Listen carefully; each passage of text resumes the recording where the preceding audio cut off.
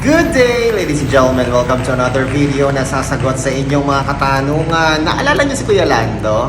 Ayun nag-message sa atin na meron daw siyang offer na natanggap mula sa G-Gives.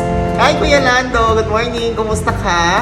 Naalala niyo yung message niya? Ito yung natanggap niyang message mula sa G-Gives. Sa Gcash po ito. Sabi niya may special offer sa'yo, kami sa'yo. Pwede taasan ang iyong G-Gives credit limit up to 75,000. Basta mabayaran lang ang outstanding balance ng at least one active G-Gives loan. So, ibig sabihin, meron siyang tatlo siguro. Tapos, yung isa doon, i-fully paid mo lang. Sabi niya, i-fully paid lang, no? At by November 19, credit limit mo will increase. It will apply on November 22, 2023 for qualified users. So, chinek natin na ganyan. Sabi, tanong niya ako kung legit ba yun Sabi ko, Kuya Lando, Gcash naman nag-message sa yun yan. At saka merong instruction to pay. Merong pangako, di ba, na 75,000 pesos. So, sabi ko sa kanya, I think, Kuya Lando, it's legit, no? So, ayun, legit na nga po. Sabi ni Kuya Lando, tatry daw niyang bayaran agad yan, no? So, dahil konti na lang yung kanyang, konti na lang yung balanse niya. 2 buwan na lang kasi yung balanse niya. So, fully paid na niya yung isa. Account niya sa G-Gives.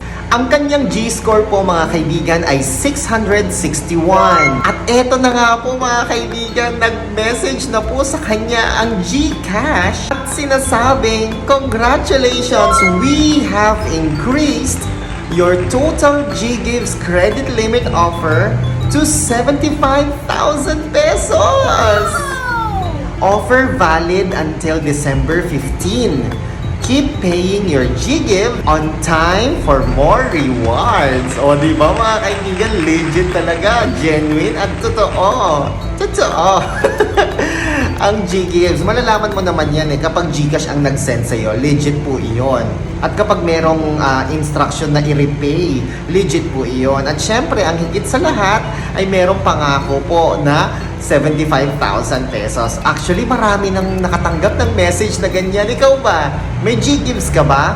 May natanggap ka rin ba na message? Again, mga kaibigan, huwag po kayo basta-basta mag-full or advance full payment kahit isa sa inyong mga G-Gives account dahil hindi po guaranteed na kayo po ay makakapag-reload or makakapag-avail ng increased limit sa G-Gives. Maghintay po kayo ng message kagaya na lamang ni Kuya Lando na nakatanggap ng message mula sa Gcash.